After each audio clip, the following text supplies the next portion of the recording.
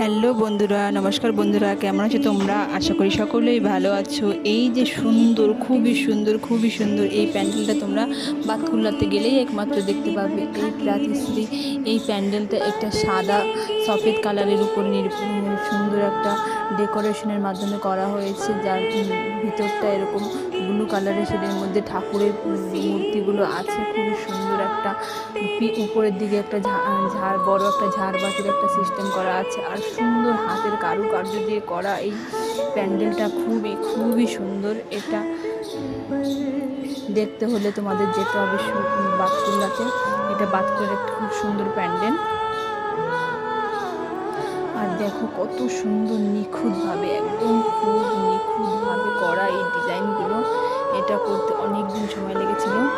আর দেখো উপর দিকটা এত সুন্দর যে ক্যামেরাতে ভালো বোঝানোই যাচ্ছে না, এত সুন্দর। নিজে না গিয়ে দেখলে বুঝতেই পারবে না তোমরা।